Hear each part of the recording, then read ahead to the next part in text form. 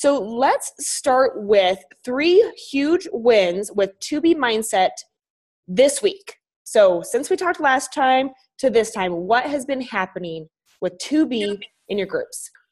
Oh my gosh, they're dropping weight like crazy. I have so many women who are over 40, and it's my age demographic, and like they have felt hopeless for so long, like that they were totally just going to have to accept the mom jeans.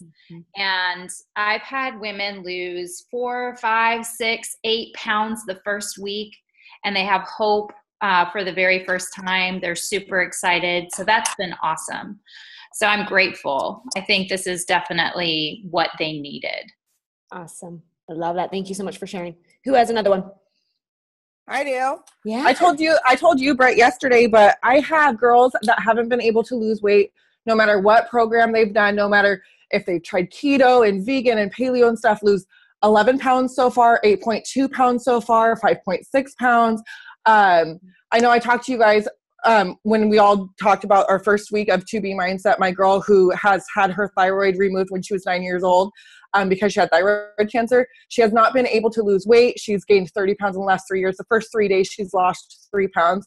Now she's down 12.5 pounds. Like, it is blowing her mind. She's not even working out. And she's like, I don't know how this is happening. I don't know what's going on, but I love it. And it's brought so many, I don't want to say dead coaches, just very inactive, I'm not excited about the business anymore kind of coaches back to life. And I think that part is huge too. Love it. Thank you so much for sharing that. Okay, one more. I have a big win. Yeah. Oh, I don't know who's going to go. Go, Melissa, go. Are you sure, Melissa? Yeah, you go. She can go after you. So go. One of my sister-in-laws was a rock star coach and she fell off. I don't think she'll ever work the business, but it's always been kind of like, so she just had a baby and she's been trying to go to the gym now. And I'm like, you have all the resources that you need. Am I frozen? Okay. Was I frozen? Yep. Now you're good. Go. I was like, you guys are all frozen, so I think I must be frozen. Anyway, she has been like trying to go to the gym and like do all these other things. And she hasn't lost her baby weight yet. And her baby's 18 months. And she was a coach before and lost it way quick. Anyway, she messaged me the other day and she's like, I think I want to do 2B Mindset. And it was just funny to me because I'm like, you're coming to me, like you are a coach still. You have all the same resources. You know how to do this. Like, but I think it just made me feel validated. Like my coaches still feel like they can come to me. They see that it's working. And just like Vicky, like I have this guy who he doesn't even check in with my groups. He just wanted to do it on his own. His wife is in my challenge group. And he's down like almost 13 pounds. He's been trying to lose weight for 4 months, like doing everything, that you can think of. And he just randomly was like, okay, I'm going to do this. It's been 2.5 weeks and he's already down 13 pounds. And then girls are checking in all morning like, I can't believe I'm down another pound over the weekend. Like I never lose weight on the weekend. And it's that time of the month. And, and it's like, it's just exhilarating and exciting. And that momentum just like, it's like wildfire. Like it just spreads to everyone and it encourages them and helps them be like, okay, I can do this. I just love the mindset aspect of it because that's all it is. It's like building belief that you can do something that's been hard for you to do before. So it's really awesome. I'm loving it. I love the dude one though. To hear that a man has lost 13 pounds, I mean, everybody remember that one. I love that. Thank you so much for sharing that. Yeah. Melissa Galame, wherever you went, you have 1 minute, girl. Yeah. So I had one of the girls who's been just an inactive coach on my team for about a year, and she's really heavy and she gets easily discouraged. And for the past 2 weeks, like I've heard nothing but positivity from her, and she came up to me at church and she was like sharing these wins. And yesterday she posted in our challenge group and on her personal page that she realized that her her hunger was actually after her workout was actually that she was dehydrated. So it's like these aha moments that people are getting and like they're self-coaching.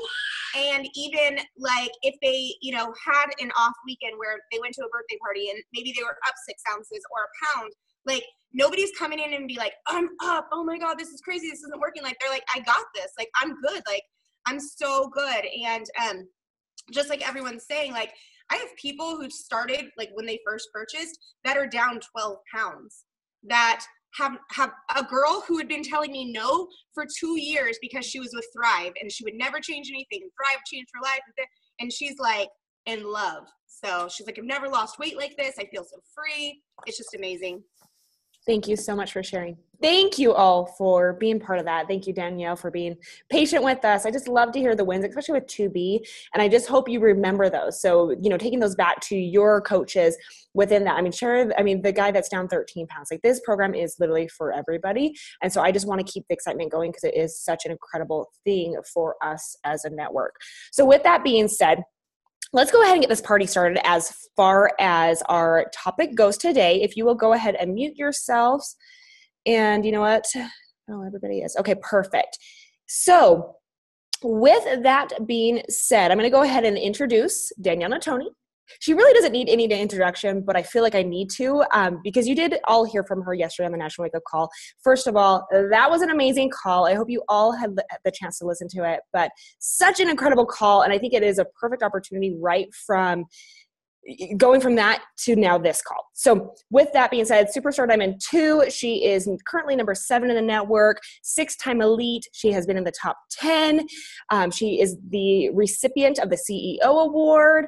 Most importantly, though, she is a mother to 2 gorgeous daughters, teenage daughters, and, of course, a wife to a very handsome man. So without further ado, Danielle, why don't you go ahead and tell a little bit more if you would like. I know you said a lot on yesterday's National Wake Up Call, but anything else that you would like to share? And then I just have allowed them to unmute themselves and ask you questions. Yeah, thanks for having me on. Yesterday was a super emotional day. Not only did I do the call and share that kind of heart tug, but then my daughter actually, my almost 17-year-old, got into a car accident and totaled her car, both airbags completely deployed.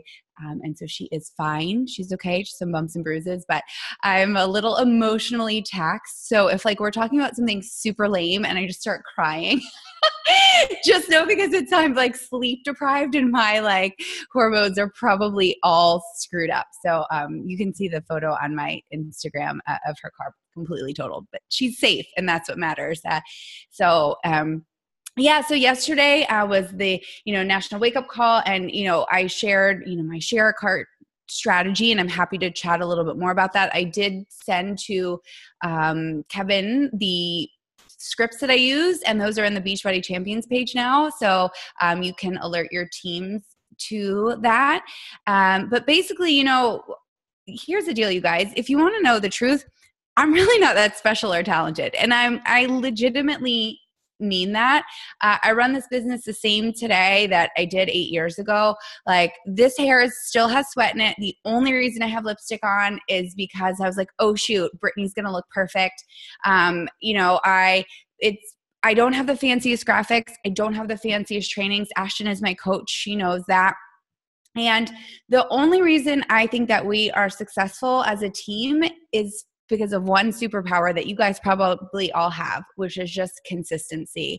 I show up every single day, no matter what, without fail. And that is what leaves clues for my team to do the same. And so I'm happy to take any question that you have, but I will just let you know, all those accolades you heard, they're all super cool and they make my office look really pretty. But at the end of the day, I am just like everyone else. I'm just a girl who wakes up and presses play on her workout, spills yellow Energize all over the house, which drives my husband batshit crazy.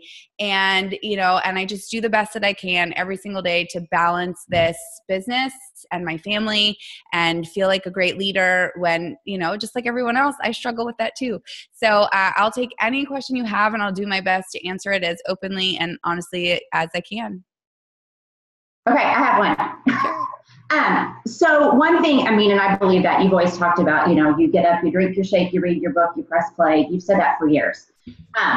So what do you do though, especially, where you are now, when you have a new coach come in and they expect that success that you have in 30 seconds, or how do you kind of take that and handle it to tell them that you started as a coach yourself?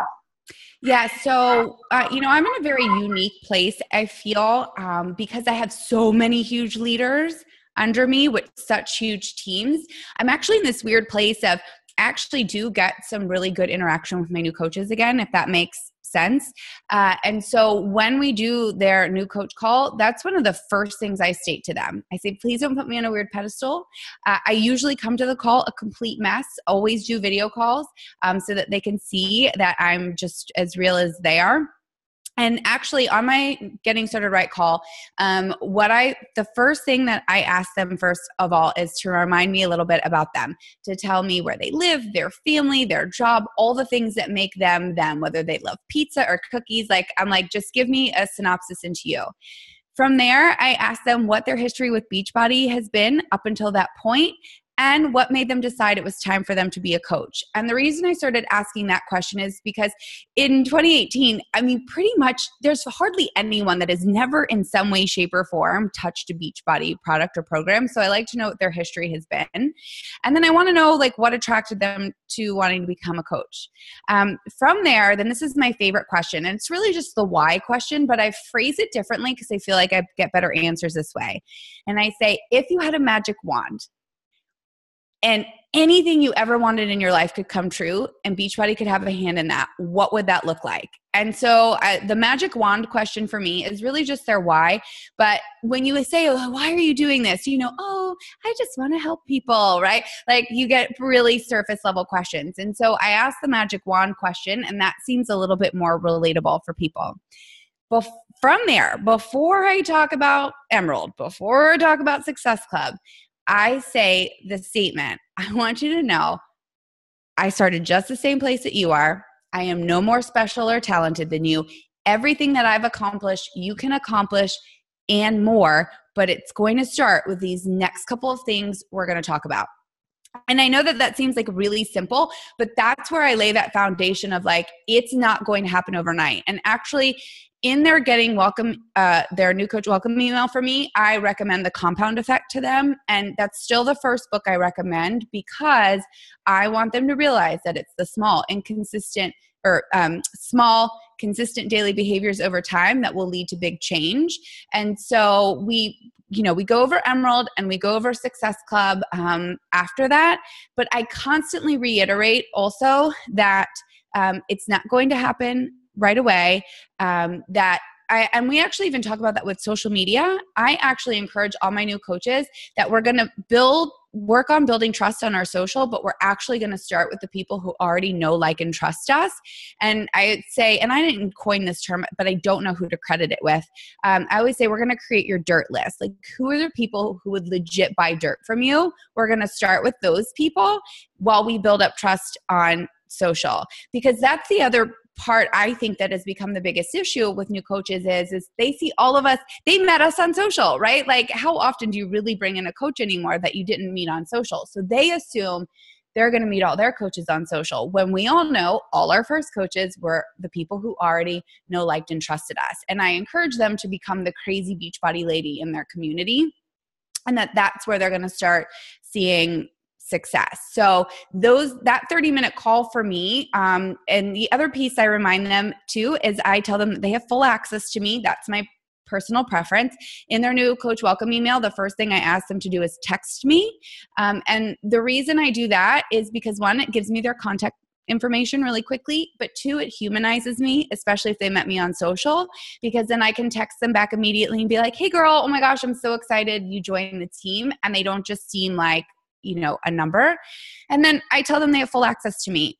With that being said, I then make sure if or when they do text me, I don't respond immediately, so that I can set the expectation that I'm not an on-call doctor, but I want them to know that they have full access to me.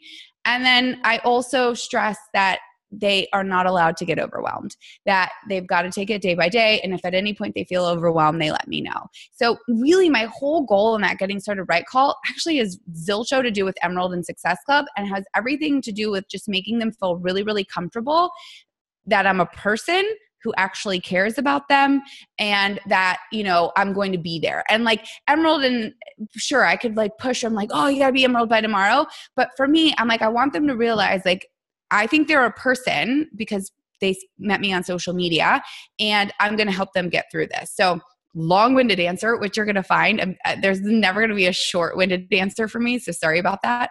But hopefully that answered your question, Christine. Okay, I have a question. Okay. And this might be a very vague question, so bear with me. But okay, I actually asked Brittany this question. I said, what do top coaches do that I'm not doing myself? I've been a coach for 6.5 years. I've missed Elite 3 times in a row by like just a hair. Like, it was ridiculous. Last year, I promised myself I was not going to push for Elite because it drives me crazy when I don't get it. But this year, with the consistency of me and my team and the fire that I've lit within my team, I feel like even if I don't push, I'm going to hit it. Knock on wood. But I want to know, like, I know, like, me, myself, I've been through hardships, and I know, like, my business is very personal to me. And I lead with my heart, and I can't invite and I can't send out new messages if I'm just in a slump. So sometimes I take a few days to kind of have that mental put me back together kind of ish. Do top 10 coaches or superstar coaches go through these things? If they do, how do they push through it? Because I want to find out, like, what do I need to do to get to your level kind of thing. Okay. So first of all, I wish I had a magic answer for this. I will tell you, no, there's never been a day where I took a day and had like I don't want to say woe is me, but I don't know what else to say. I've been through divorce. We have been through like real estate hell. Like, I don't know if you follow me, but like, I've got like this 16-month Tesla issue that's like a real big deal. Like, we go through shit.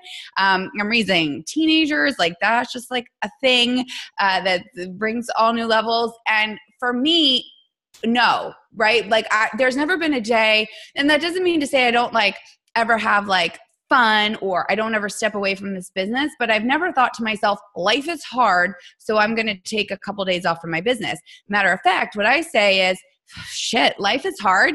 I'm going to pour myself into my work because that feels really therapeutic. And that is when I find I get my best people. I get my best, like, because I'm really being 100% authentic.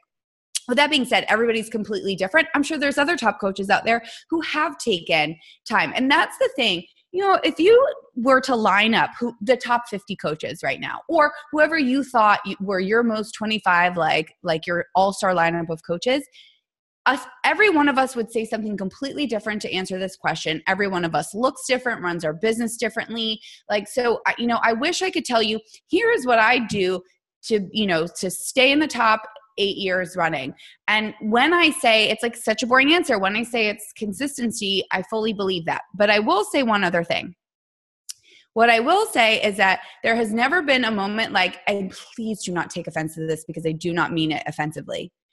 There would have never been a moment where I got a few points away and didn't figure out a way to make it happen. And again, I don't mean that offensively. I do not mean that to hurt you. What I mean is, like, I'll even take Superstar 2 as an example. Like, we got to like 13-star qualifying, and we were like, there was just like these 3 coaches like out there in the world. And I was like, oh, we'll get there. And then I'm like, no, F that. I'm like, I'm going to take control and we're going to figure out a way to do that. My girl, Lori Stewart, last year, literally till 11:59 Eastern Standard Time. That is when she locked in that last elite point, because I was like, by hell or high water. And she was the same way too. Girl, you are not letting that drop. And so, but that's like a mindset in me that I just have. Like, I am like ride or die, and that's not for everybody, right? Because elite isn't the end all or be all. So, I wish I could say to you, do this and this year you'd have elite, or, do that and this will put you in the top. I don't know that there is a magic answer to that. I'll be honest. Some days I'm like, I like this year I'm number 7. Last year I was like number 16. I don't know that I'm doing anything different, if we're being blatantly honest. Like, nothing really changed other than maybe the momentum of the network and the people I'm bringing in, but I haven't changed my voice. I haven't changed my messaging. So, part of me also wonders is, like, when you're in those slumps and you let it get you down, does that reflect in who you're bringing in? And does that bring down the energy of the team and then slow down the momentum? And if you're on a high right now, like, what can you do to ride that high, right? Like, what can you do to keep that high and keep that momentum going. And, you know, I'm not even the most lovey-doveyest of coaches. Like Ashton will probably tell you, like, I don't do big old retreats at the beach because I'm like super introverted. Look, it's already given me hives. Like, I'm like, I don't.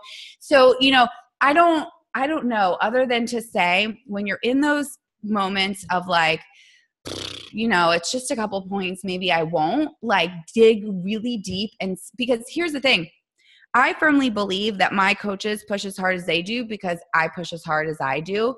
And so, you know, you've heard the speed of the leaders, the speed of the pack. So, and then when you're in those moments, like, just pour even more into this business. For me, that is like, there's never been a day still 8 years later where I have like even thought negatively about this business. Not once, like not even in the 2016, you know, Beachbody on Demand scandal. Like there was never been a moment where I didn't think that this business was solid for me. And, you know, so the other thing I would say too is, you know, just really also tapping into like Brittany and your team and other coaches that you look up to. Like Melissa for me has been great for my business. We don't affect each other, but like finding that kind of like soul sister in the business who I can work with and strategize with. So I don't know, girl. I wish I had an answer for you, but you just said that your team is rocking momentum. So it's like, figure out how to not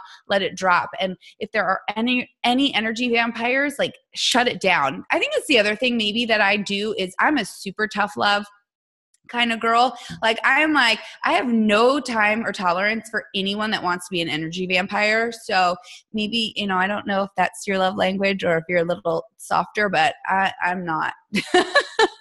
So that's my answer to that. Danielle, what do you say to energy vampires when they come about? Like, especially, you know, new coaches when they're, you know, just being that way. What do you say to them? So first thing is if it's a post in our group, I just delete it immediately. I treat our forum no differently than I treat my own social. I would never let somebody disrespect me inside of my own home.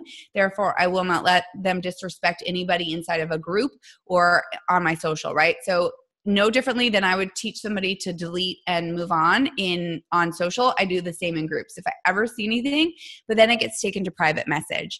And it's always done diplomatic, right? So it would be something like, you know, hey, Ashton, I saw your post in our group and I decided to take it down because I don't felt like it served the energy of the group. In the future, I would really love it if you brought me these kind of concerns so that we could talk about it, you know, because that's the other thing is we get to choose who we work with. And at the end of the day, like we run teams, but we don't like, I don't have to, right? I don't have to let you be in my group, especially if you're not my PS. So I always take it to private message and, you know, I always say really positive. So I want them to know like, hey, in the future, I just would love to talk to you about it so that we can really, you know, hash this out together and be proactive about it. But I immediately delete it because what happens, you guys have seen it in the roundtable, the minute somebody says something, it just becomes a storm of negativity and, you know, negativity breeds negativity. So the first thing it does is get deleted and then it just gets handled. You know, it's kind of like when I was a teacher, right? You praise publicly, but you reprimand privately. So, but not reprimand, obviously, but you know what I mean. Hey, Danielle, I have a question. So since you've been doing this for 8 years now, how do you find that you keep the joy and like that passion going? You know, does it ever get like not boring, but you know what I mean? You've been doing it for so long. Do you ever have those moments, you know, where you maybe struggle with keeping that fire or that passion? No, how could I not? It's so fun. Like, don't you guys get obsessed? Like, maybe that's my personality. I am a super type A, whatever all those personality traits are where the person wants all the goals all the time. So for me, this business, I'm like obsessed with it. Like I just find it so fun. And I know that's like a real unicorn answer, but I have not had a moment thus far where I felt like I did not want to work or I was out of energy because I think about, okay, what's the next goal I can hit? How can we work on that? What's the next goal my team can hit? Like it's been so fun to watch Ashton go last year from 1-star to 7-star and, like then hit elite. Like, so even if I can't focus on my own goals, like, so last year I wanted us to be a Superstar 2 team and it just wasn't going to happen. So it was really fun to focus on, okay, well, if I'm not hitting my goals, who on my team can I focus on to hit their goals? And so that it was like I was living vicariously through Ashton. So I think it's, that's like if you're ever having a slump moment where maybe like you're not achieving your goals, then pick somebody else who you can help them rock their goals. But for me, I am still legit obsessed with this business. Like I'm already like, all right, how can we get to Superstar 3? And not because I even want the recognition, just because it's so fun. Like I find it massively fun. And maybe that makes me weird. I don't drink. I don't really have any hobbies. Like, so for me, like this, I just find it fun. And maybe that's the other piece too. I think, and I hear this with a lot of coaches, it's like if there's ever a point where you're feeling deflated, find the joy again. Like I actually did this with a coach this morning. I said, make a list of all the things you love about Beachbody. And then make a list of all the things you don't love about Beachbody. And then we picked 2 things she was going to work on. So one thing she said she didn't love, she felt like she was in so many groups and that it was overwhelming. So I said, great, today you're going to be ruthless. You're going to go through all your groups and you're going to remove yourself from any that don't serve you and you absolutely don't have to be in. And so one of the things on our list that she loved about Beachbody was fitness. I said, cool, for the next week, all you're worried about is doing your workout. Don't even film it if you don't want to. Like legit, just like be in the moment in your workout. And so I think sometimes when people are feeling maybe a little less obsessed with the business, they lost what brings them joy. And so literally make a list of like what brings you joy in the business and what doesn't, and pick one thing from each side that you can kind of focus on to get recentered again on where that joy is. I have a question. So obviously Superstar 2 requires a lot of teamwork. They have to be on board to be a part of that big team goal. Yeah. So how do you, get them on board with that team goal, which is really your goal, but it's a team goal. I mean, we all understand that. But Sure. How do you get your coaches excited about big team goals and not phrase it in such a way that it's all about, your goal? Here's the thing. We all worry about that. Oh, I don't want to tell my goals. I don't want to make it all about me. You guys, they will work harder for you than they will for themselves. I have always said that and I firmly believe that. And I truly saw that for the first time when we became an original Superstar. That day, like the amount of tears and joy that everybody felt and was so excited because they were on a Superstar team. We think it's kind of like when a new coach is like, I don't want to be salesy. And really that's just like their own like objection getting in the way. They know they won't really be salesy. When we were like, oh, I don't want the goal to all be about me. That's our own like scared mindset. Really, people will work harder for you than they will for themselves. And so I am honest. I'm like, you guys, this is my vision for our team. We deserve this title. And I tell them why. And I say, yes, I'm the one who gets recognized, but it is truly a team effort.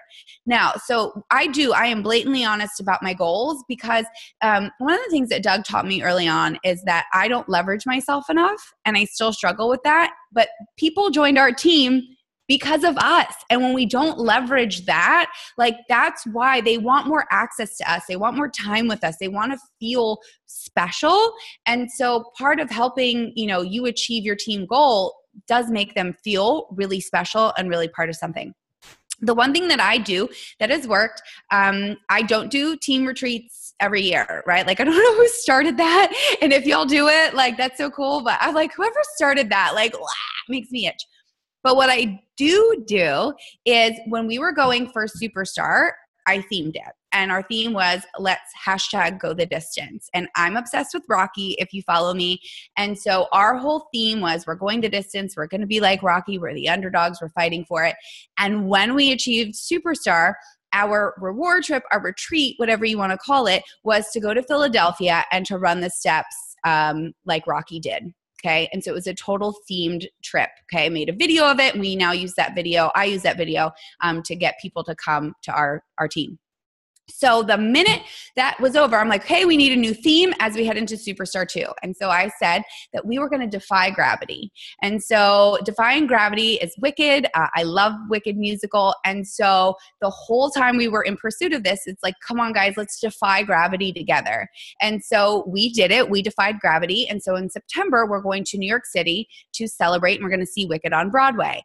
And so for me, I like to make the trips meaningful and have purpose. And so instead of us constantly saying we're going for double superstar, I'm able to say, let's defy gravity. Let's remember that there are so few teams that have done this, and let's defy gravity together. I think it's the elementary school teacher in me, but I like theming it. So already, even though we're nowhere near close to Superstar 3, I just even kind of dropped the breadcrumb. And I was like, okay, guys, I'm like, first we went the distance. Now we've defied gravity. Next up, a dream is a wish your heart makes. And so they don't really know, but that's going to be our theme. A dream is a wish your heart makes, which is going to be our theme in pursuit of triple superstar one day. And that when that does happen, we will go to Orlando, Florida, go to Disney World and celebrate, at the most magical place on earth, right? So for me, I don't take the retreats every year, but they then know. And here's what's cool about that is any diamond on my team can go in. So any of my personally sponsored diamonds can go on our trip, but I also am able to use it as an incentive to re-energize your business or to push someone. So in other words, everyone knew when we were in 15-star qual this second time, if you are a paid diamond on the day we officially turn Superstar 2, you get an invite to the trip. So in other words, if somebody had fallen and they want to go on that trip, well, they better get it back by the day we turn that rank. And if somebody wasn't part of the business center or whatever that helped us qualify for Superstar 2, but they were close and wanted to get to Diamond and go. So it's also like a push. Gosh, I want to go on that trip with them. So I better make sure all my ducks in a row and I get to go. So for me, that has been something that's worked really well, and pushing towards our goal is theming it, but also just being really honest and letting them know like how much I love and appreciate them, and that it does help us that yes, I'm the one that receives the recognition, but and then so hopefully that helps. I have a question about that because like I've been trying to push my girls so we hit a big team goal, and then I'll have them be like, well, can my coaches come? Like, can they qualify for this? So how do you limit that? Because I do want them to feel like that sense of responsibility for their own business, but it's hard for me to be like, yeah, it'd be awesome to have like this huge thing, but it's almost like it's too much and I can't afford myself to pay for all of their coaches. You know what I mean? Let me tell you what, I'm just blatant. I'm like, it's personally sponsored only. And here's why. I have been burned financially on including everyone. And the last time I decided to do that was, it was attached to a Super Saturday. It was here in Dallas. It was like a New Year, January. And I was like, you know what? I think I only want to do dinner for my personally sponsored. But Tanya and Lori and Letty, who all have a ton of people in Dallas, right? We're like, well, then what would we do? How would we, have our coaches there? And so I said, okay. And let me tell you what, so many people came to this dinner that I didn't know, weren't even respectful, didn't even care. Like I wound up not getting to connect with any of my personally sponsored coaches. And let's be honest, the actual point of the trip is about connectivity. And so bigger isn't better. Bigger appears better because from a inflated standpoint, it makes us feel better on social, right? Like, ooh, look at all the people here on my thing. When really what we should be promoting is, wow, look at the connectivity that we're engaging and encouraging with each other. So bigger isn't better. And you're right. We're not made of money. Like, yes, it's one thing to invest back into the team, but it's a whole nother thing to lose your hat simply because, and then here's the other thing I think. If you invite all your people, then they're going to think they have to invite all their people. And then it just starts this precedent that can't be undone. It's like, as I spit, it's like whoever is the first person that came up that we had to take retreats with our teams. Like, like that person started a precedent that like now everybody feels like, they've got to do that. And so you are the CEO. And here's the deal. You get to do whatever the heck you want. And I think that's the thing we forget so much in this business, you guys. everything that anyone does is just best practices or what works for them. Like, you absolutely never have to do anything in this business that you don't feel comfortable with just because another leader does it. And so if you want to invite everybody, invite everybody. If you don't. You don't want to go on a trip at all and you want to figure out a different way to incentivize or reward, do that. And I think that that's, something that I have come into. Like, it is so hard in this business to not compare ourselves to others. It is so hard. I probably think it's the one thing that we probably all battle with the most, myself included. And I've just really come to a place lately of where I'm like, nope, I'm going to do what feels really authentic to me, because when I do that, that will put me in a better space. And when I'm in a better space mentally, then all my coaches are in a better space mentally. So if you're working on a big team goal and you want it to be the celebration just about your personally sponsored coaches, then do that, because it's the connectivity that matters more than the trip itself. I have a quick question. Mm-hmm. Have you experienced any time in your business, and I love the fact that you said you just never quit and you have that joy for the business, because I feel that way as well. Like, no matter what season we're facing, like, the reality is, without this business, I wouldn't be home right now. I'd be at work where someone else would be caring for my kids. And that's what I always bring back to my team. But we know that people lose their rank and people leave and they get, the shiny things. And so this year, we really are in such an amazing place, and the culture on my team, I feel, so strong. And it's finding the leaders who, we're rebuilding. And I'm very vulnerable at times. I shared with the team that I went live a couple of weeks ago. I was like, I got to bring back new coach calls because I had stopped doing them. If you've ever had a time like where you had to rebuild and really be vulnerable, is there something that you could share that really just changed the dynamic and like relit that passion for your team or brought new people along? Yes, if that makes sense. It does. So when I got divorced like 5 and some odd years ago, I don't know if Ashton was on the team back then or not, but I was very different and I tried to hide it. And it really affected my team significantly. And so when I was just, like you said, really raw and vulnerable, like I came on like in my group, tears, ugly tears and all. And I took extreme ownership for every poor decision I made, right? So I owned up to the fact that, like, you guys, I am so sorry for, I just laid out like, because I had stopped doing team calls and I was like in a super bad place.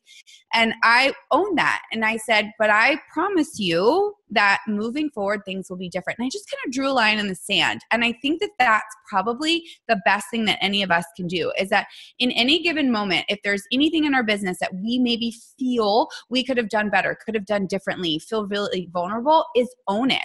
Own up to that and just share that. And because we all know we're not perfect and they all know we're human, they just forget sometimes, right? And so drawing that line in the sand and telling them. And the other thing is being really confident to know that there will still be some people who are just not good people on your team, potentially, who don't understand that, and those aren't your people anyway, right? Like, and being okay with being in a rebuilding year. One of my coaches, Rhonda Race, is such an amazing inspiration, great coach, but she's in a major rebuilding phase, and it's such a blessing because she had such negative people in her business, and she's such a positive person. So rank is rank, right? At the end of the day, rank doesn't pay your bills. Rank doesn't mean diddly squat. I mean, when I wasn't even a superstar yet, I was still making more than most superstars were. So it's like, at the end of the day, rank is just something that makes us feel really good and corporate pays attention to. But, rank doesn't define us by, any shape of the word. So what I would say is draw a line in the sand.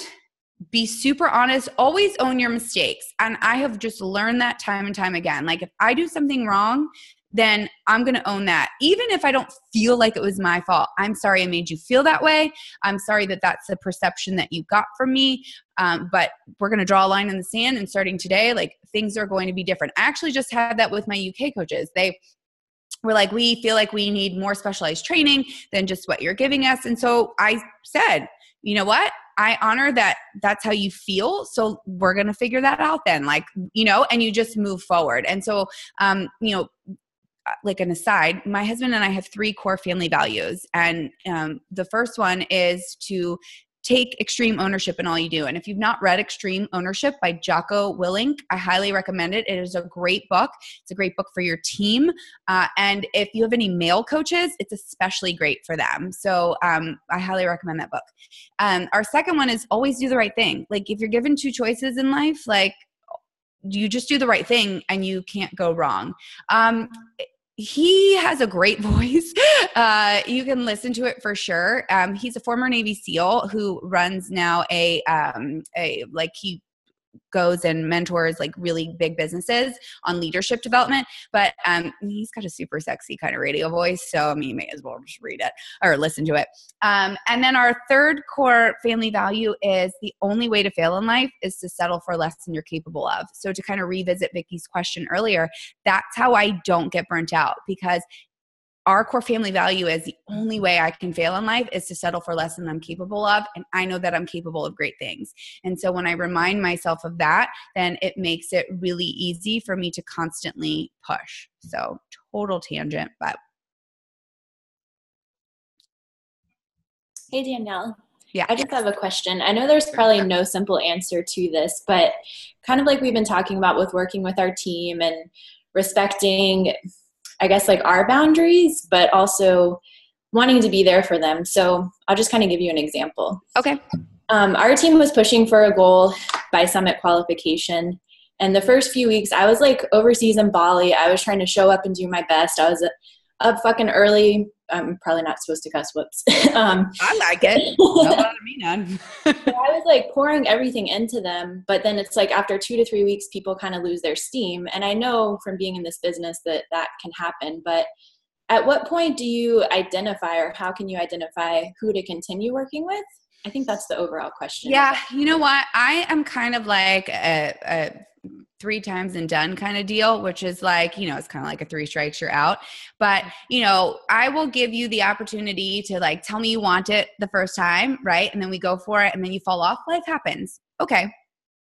I'll give you a second time, right? Like, because I get it. There's challenges. Maybe you're feeling deflated. Maybe we've not really done enough personal development. I can maybe figure out a reason why maybe we couldn't, it didn't really work. But by that third time, I got to wash my hands of you unless you prove otherwise, right? So I'll give you a great example. One of my coaches, Kelly Mendoza, it was like one of my first diamonds ever. And she just turned 3-star, pretty close to 5-star elite for this year. And she joined like in 2011. Okay. And so many times she would tell me, okay, this is the time. Like we would sit and we'd go to a meeting because she's local. We'd map it all out and then she'd fall off. And so by the third time, I just kind of like washed my hands of her. So this time it wasn't until she really sent me a screenshot of like her business center and she's like, yo, we have some momentum. Like I'm really going to do this. I'm like, okay, now I'm all in. I'll help you. Right. And so I'm kind of just out of a point. It's like, I don't want to say 3 strikes you're out, because you're never out with me unless like you legit quit and fall off the face of the planet. But there's only so many times, like I'll use a kid example for you moms out there. I do not believe every kid should get off the bench. And I don't believe that every kid should get to sing in the talent show. Okay. Not everyone deserves a medal. Not everyone deserves a ribbon. And by that same token, not everybody is deserving of my full attention and time. And so, yes, you saw someone work with the working. Absolutely. And when you prove to me that you truly are deserving of my time, I will pour into you. I will literally be like, okay, hold on, like texting like nonstop, and totally happy to do it because I know it goes appreciated.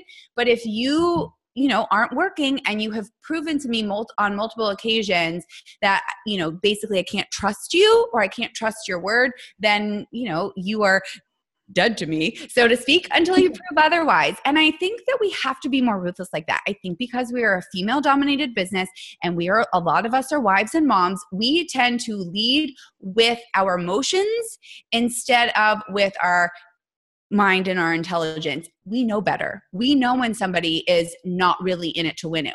But we have that feeling of like, oh, I don't want to let them down, or I don't want them to tell somebody I didn't care. Right.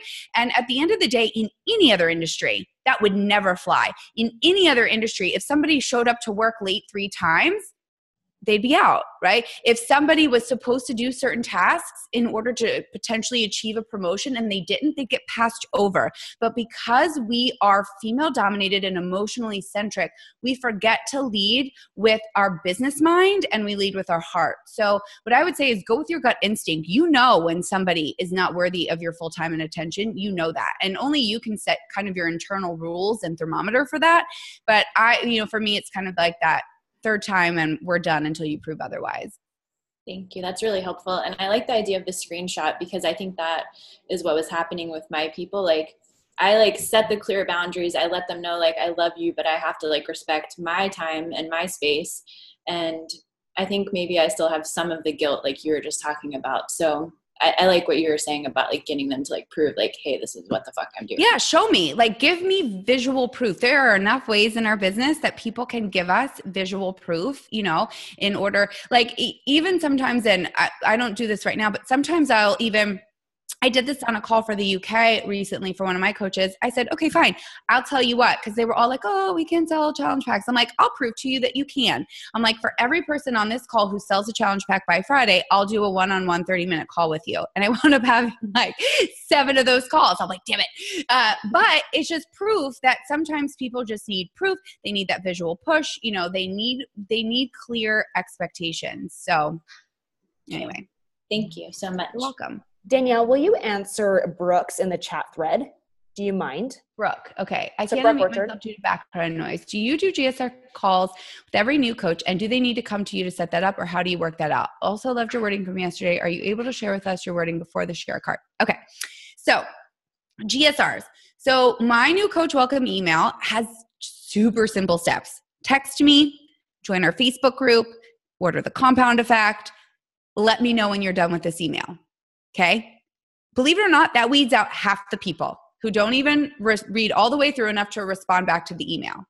My deal is you get a call when you're smart enough to go through and have read all the things that require you to get a call, because I used to get burned just like everybody else. And so why am I having calls with people who don't even want to read to the end of an email, right? So if you email me back, I then say, okay, cool, here's the link to schedule the call. So I use Acuity scheduling. That's what works for me. And I set my hours. And I always say, if there is anything that not available here to you, I will open up a special window for you.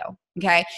Mine are all during the day. And so I realize that that's not conducive to every coach. So I let them know I will open up an evening time for you, but I don't want to just make that available to everybody, because you're busy now when you have kids. Wait till they have activities. Your evenings are gone. You've got nothing. So that's how I do GSR calls. You basically have to have paid attention enough to have sent me that email, and that weeds out a lot of people, which is fine, because I only want to talk to the people who want to actually schedule that call with me, and that takes away the headache. As far as the wording that I send to people, yes, I can give that to Brittany and she can send it to you guys to give you kind of the basic gist. I have 2 generic responses, that I use if we're not in a main launch, if that makes sense. And so I have one for wanting to be a coach. And it just kind of goes through my story. It says things like, you don't have to be your goal weight, you have to be a fitness professional. It has the link to that Rocky video I told you about that we made. And, just a reminder, hey, you can't be working with another coach. This only for US and Canada, whatever. I'll send both of these to Brittany. But in there, because I handled a lot of these objections, I also say my job is really simple. I simply, press play every day on one of our Beachbody programs. I drink Shakeology, right? So I have kind of these things already in there that will take them to the share a cart piece. And then I have a generic challenge group one too. And I'll also send that to Brittany. And in that, it says, one of the paragraphs say, something like, here's the scoop. We'll work out every day to a Beachbody workout. Beachbody on Demand is like the Netflix of fitness. Don't worry, I'll help you pick out a program. You're going to drink Shakeology every day. Dude, I haven't missed a day in 8 years. I keep it really in my voice. I'm like, I say something like, oh, and the best part is you get me at no additional charge. Haha. isn't that funny? And so I just like really talk like me. But what's cool about that is I've already laid out like a lot of those expectations. Like, hey, don't stress. I'm going to get you your workout program, which you heard me say yesterday. So I'll send those to her, you know, and you can tweak them to fit your words and if they make sense for you. And if not, that's cool too. But they've been working pretty well for me. And these are just what I use when we're not in a launch, right? Like when I'm not focused on a specific product, just kind of my general responses. So we have time for 2 last questions. Joy, go.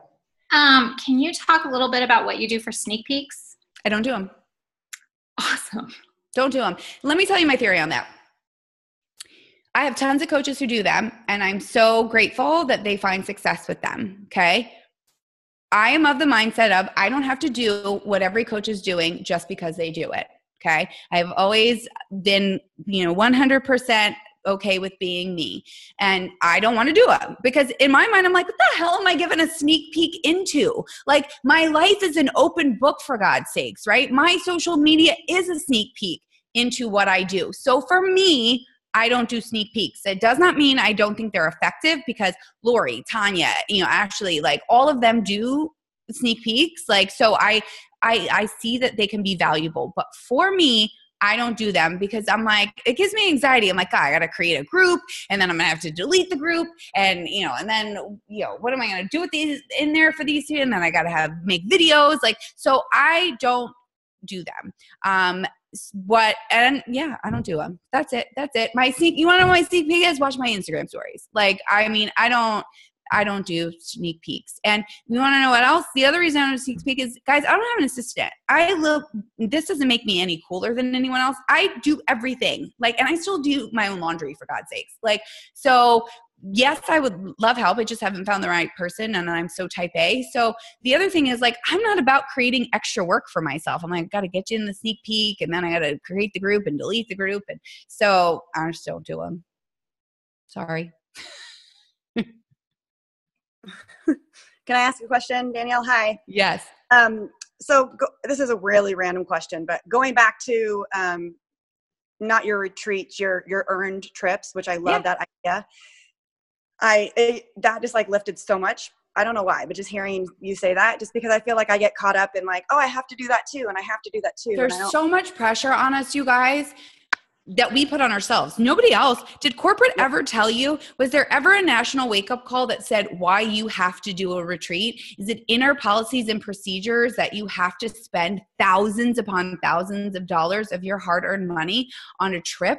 Like, and so, so let me just like release the pressure from you. And I'm not telling you to not do them. If that's your love language and that serves you, great. But I started to feel anxiety over the fact that I had to do that because everyone else was doing it. And if I didn't do it, I would be deemed less of a leader. I would be considered less of a leader. And then I finally realized that no, I get to love and serve my team in the way that makes me feel good. And if it doesn't make me feel good, then I shouldn't do it. So not to interrupt you in your question, but I just feel like nowhere did anyone say, same thing with sneak peeks, but because a lot of people do them, right? We feel like we have to. And if it doesn't serve you, if it doesn't feel right to you, then you should only do what feels right to you. So. No, I love that because I feel like I'm totally guilty. I'm like, oh, I got to do that. And it's like the next shiny, bright thing when in reality, it's not really my jam. And I really love the idea that you theme it because I am I'm a teacher. Well, I was a teacher. Yeah, teachers are awesome. But one question I have for you, and this is really random, and you don't even have to answer if you don't want to.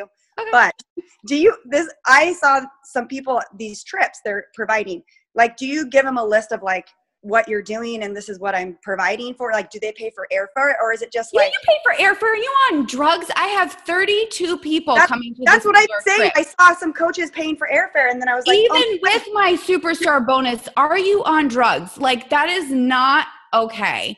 So I appreciate that. Thank you. I knew that. I thought that was going to be the answer, but I just no. So this trip, they have to get themselves there. Everything else is covered. Hotel is covered, all their food, any activities we do. But like, I'm sorry, like, and maybe I'm like, but I want you to think about that for a minute. 32 people times that airfare, like that is like, I can't even fathom because at the end of the day, I still have bills to pay, kids to put through college, like, and you know, part of working hard for a bonus, yes, should be to invest back into your team, but it also should be to pay your taxes. So I'm like, no. I'm with you. And you want to know why else, as I get like super soapboxy, you want to know why else you got to pay for your own damn airfare?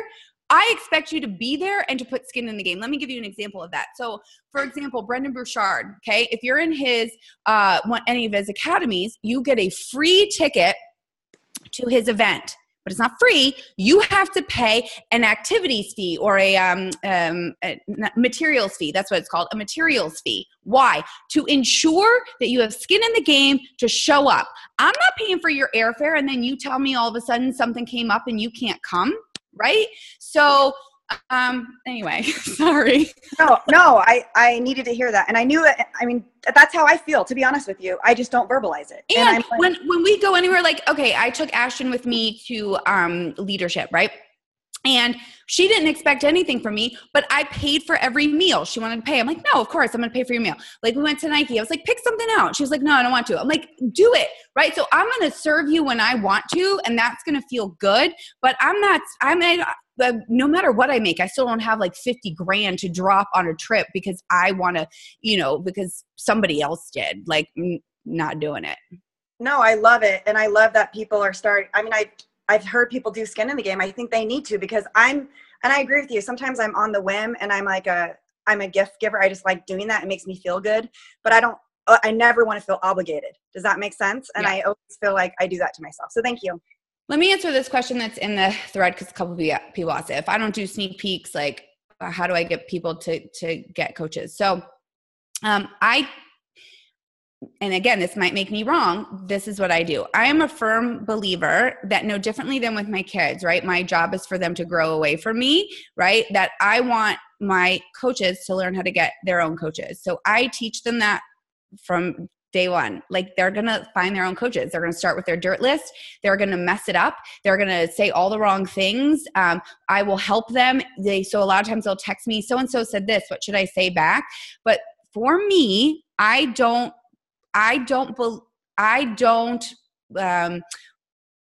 do like a big opportunity call, put all your coaches in there, I'll land it for you. Because and I do not mean this boastfully. There are 7 of us in the top 50 from my team. And I don't believe that's because I'm such a great leader. I believe it's because I taught them from an early age to grow away from me and to do things on their own, right? There's 9 of us in the top 100. So for me, I teach them from the very beginning, I want you to mess this up. I want you to talk to the people you work with. I want you to talk to your neighbors, and I want you to feel uncomfortable, because every uncomfortable conversation you have leads you to being better at closing this business on your own. So. Perfect follow-up question. When you grow away from you, how do you keep them close to you? I don't. You guys, let me tell you, I've been struggling with that this year. I told Doug that at the Success Club trip. The teams under me are huge. I feel very like Janelle Summer, Christine Dwyer-ish, right? Like I can't, like, at this point, like, Lori still texts me and asks me questions, and so does Tanya. But at the end of the day, Lori's team is almost as big as mine, and so is Tanya's and Ashley's and Letty's, and right. And so, I hope that when my daughter has her own family, that we'll spend amazing time together, but I won't live with her 24/7, because that would be awkward for her, right? And so it's kind of the same thing. I would hope my coaches know that I will always be there for them, and I will cheer them on and support them the best way that I know how, and I'll be there to pick them up when they fall and to answer any questions that they have. But it's not my job to keep them super close. It's just my job to celebrate them and love them. So I don't keep my coaches super close as they grow away, because that's a good thing. They've started their own families and they've started their own teams. And so I get to kind of watch from above and hover over that and celebrate them when they do well, but I'm always there to pick them up if they fall down. But it's a weird space. It's a super weird space to be in. Like I said, at Success Club trip, I was like, I don't know what to do. They all have their own teams and it's too big to try to grow in part of that. And then I have some like smaller baby coaches there. So what I've been trying to do is really create new relationships, right? Like, so as my big teams flourish, I'm trying to, engage my new Ashtons of the world, right? And really create some of that, because when I am still only focusing on my big dogs, I'm not giving those new hungry dogs my attention that they deserve. And so that's where I'm really trying to put my energy. Okay. That was amazing. Can I just say that real quick? I have 2 last questions for you. Okay. First of all, would you like to share any success that you have had with 2B Mindset? And last, your parting words to this group of amazing rock stars that are pushing hard for Summit and then also by the end of the year. Okay. So I'm going to share something. I haven't figured out a way to share it on social media yet without being hated. So we all know I'm super fit. Great. We all know that I have my nutrition on lock and I have 6-pack abs. Fine. Y'all, I have lost 8 pounds since starting the 2B Mindset. I didn't even know I had 8 pounds to lose. Okay. Now I am at a point where I'm like, oh shit, I can't lose anymore. But I wouldn't be lying if I didn't say I like this new weight, but I would, it's pretty good. So, and here's the only, Brittany was like, what changed? Only 2 things have changed. One was writing everything down in this stupid book. Here's what's interesting. I haven't changed anything I ate, but so when I make dinner, by the time I have plated everybody's food, I probably ate a full serving. Like I just was. I'm like, ooh, let me taste this. Let me put a little here. Or instead of like scraping the kids' food into the garbage, what other mom does that, right? You're like, you don't want it to go to waste. And so those things weren't getting written down. Well, because I'm such a type A person, I don't want to have to write all that down. She said, we have to write everything down, right? So by simply using this stupid thing and writing and I don't mean stupid, but you know what I mean? It's kind of like when Mel Robbins calls the 5-second rule stupid. So this, and then the other one is I have a major sweet tooth. I love chocolate. And so doing dinner and done, and y'all, I still eat chocolate. I just reversed it. I eat it before dinner. So I still get a chocolate every day. I'm just eating it before dinner. So those were the only 2 things. And so why that's important is not because I lost 8 pounds. It's because it also serves a market that you didn't think it would serve. And I'm also finding that the fitness fanatic people in my group are saying, oh my gosh, it's so liberating to not measure all my food, right? Like people that came from the competition space, people who, have been on containers for years, which I don't think was ever Autumn's intention, was for you to use a container every day for the rest of your life, right?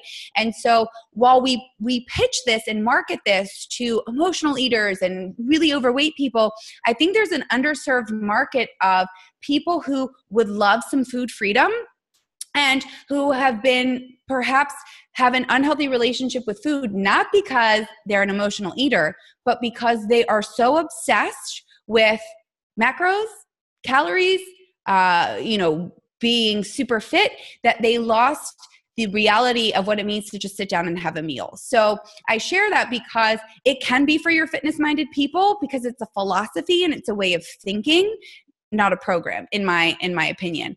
And if I had any final closing words, it is just exactly what I started with. I am no more special or talented than any one of you. So whatever it is that you have set in your mind right now that you want to achieve, whether by Summit, whether by the end of the year, whether it's your 5-year plan, you absolutely can achieve. All it's going to take is consistency, strategy, and a little just of magic, which means you guys, just pouring every bit of what you have into that goal, like getting a big whiteboard and putting it up there. And when I say magic too, y'all want to know how silly I am? I've already changed my goals. You can't see because I have a million text messages. My goals are my screensaver always on my phone. When I take yoga and I cool down after my workout, I repeat it over and over to myself. So when we were going for Superstar 2, I would, in my mind, during Shavasana, say, we are a Superstar Diamond 2 team. We are a Superstar Diamond 2 team. And you may think that's all very hokey, but I firmly believe in affirmations and manifestation and truly actualizing things into your life. You still got to do the hard work. You can't just, it's not like osmosis, sleeping on your study book before a test, but you still have to put in the work. But I firmly believe that little bit of magic is doing those extra things. The goals are also the screensaver on my desktop, on my computer. It is everywhere so that I am constantly looking at it and reminded. And so anyway, you guys are amazing. All of you are incredible. I wish the absolute best for you. If you ever need anything from me, if you want me to do a call for your team, whatever, I'm happy to help you in any way that I can. But I think you guys are all really cool and special. And thank you for letting me spend an hour with you today. Thank you. Literally blowing up. And I've been with these leaders for many years, and they are saying this is the best call they have ever had. So thank you, Miss Natoni, or Mrs. Natoni, let's say, and truly appreciate your time, your words of wisdom. Thank you so much for sharing what you said you're going to share with us. So I'm excited. Oh yeah, I'll send it to you right now so I won't forget. But thank you, ladies. Have an amazing day. Bye. Bye.